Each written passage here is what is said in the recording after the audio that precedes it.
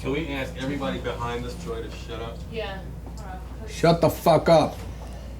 Hey, we have speed. You can start whenever you're ready. All right. David, why guitar of all the instruments in the world?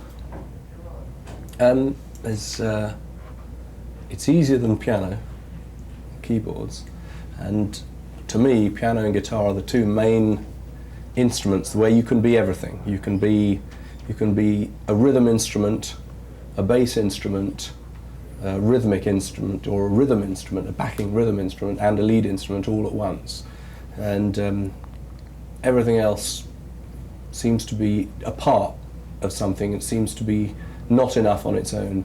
I love the drums, the bass, and all sorts of other instruments, but they need to be with someone else. You can't do it all on your own. You can't be a complete sound making music just playing the drums or just playing the bass. You can do it with a guitar. Did you start off, keyboards.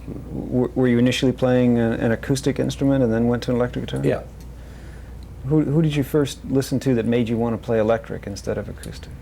I always wanted to play everything, I think.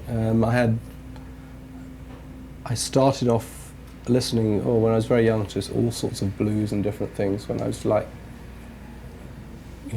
pre-teen. And when I was 10, Rock Around the Clock came out. Bill Haley, that was a major push forward for me wanting to do it myself. And shortly afterwards, Heartbreak Hotel, another, Rock Around the Clock was the first. Heartbreak Hotel was a better one, but didn't have quite as much impact at the time. It's a far better record. I love it far more, but it was the first one that kicked me into that sort of rock and roll. But I was heavily into folk music as well, Pete Seeger and all that stuff before then. Well, with Bill Haley and that time, were you more influenced by seeing these instruments on film? No, I never saw any of them. I mean, it was the sound, it was the sound of rock and roll was probably the thing that made me want to actually do it myself, rather than just enjoying listening to other people do it. Well, who were the first, would you say, 6 guitar players you think in those early days that influenced you the most?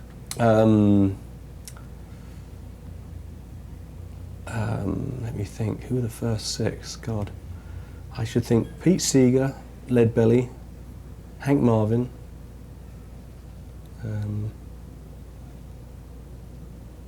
Who else?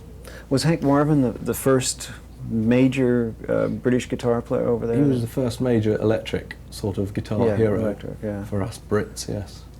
Did you get a chance to go see him in concert? Yeah. Several times, yeah. Brilliant. Your current setup now is very electronic. You have all sorts of effects devices on the floor and rack-mounted devices. How important is the electronic side of rock and roll to your playing? I mean, I can play stuff without them quite happily. I can play acoustic guitar. I like to have a lot of things available to me. I like to have a lot of sounds. I see no point in limiting myself to any one particular thing or any one particular style. So whenever I find something new and exciting, I just add it into the general stuff, and I try to get it on the push of a button that I can use it. But as you said, I think in Guitar Player magazine, that you don't really see yourself as in the forefront of the electronic movement, the high-tech movement, but yet I don't sit around, investigating stuff like that terribly much, looking for it, but every once in a while I sort of potter out and look through the adverts and ask someone to go and borrow some of these devices for me to try out and just see what happens.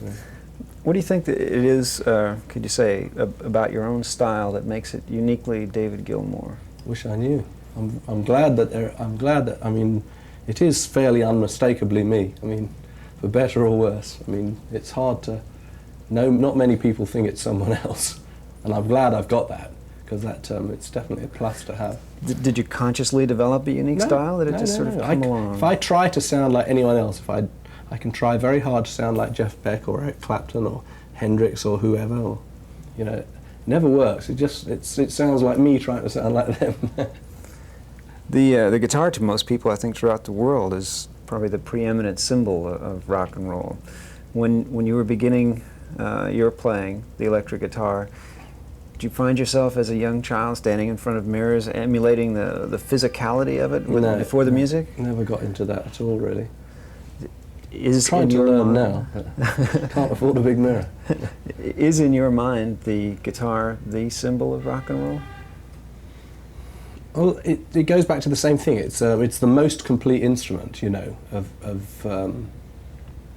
for playing any type of music on, really. I mean, you can't sit and be a whole thing playing a violin, and you can't be a whole thing playing a bass guitar or just a drum kit, you know. The piano or the keyboard, where you've got two hands which can play bass parts, rhythm parts, moving parts, and lead parts, and the guitar, the two instruments which for me, and I prefer the guitar. I mean, I play a tiny bit of piano and keyboard myself, but pretty badly. When Elvis Presley first started appearing on television, even with the guitar just sort of being generally strummed, all of a sudden Elvis and the instrument were locked in together as representing a whole lot of what music rebellion and all of that meant to many people growing up at that time. Did you, were you influenced by Elvis as a player as well as a symbol? I didn't actually have television till at least 5 years after Elvis started. So I think, I mean, I can only remember listening to the records and listening to the Radio Luxembourg, a late sort of an evening radio station beamed in from Europe that we could get in England. I can't remember ever seeing very much of it in its very early years, or in my first few years of exposure to rock and roll. I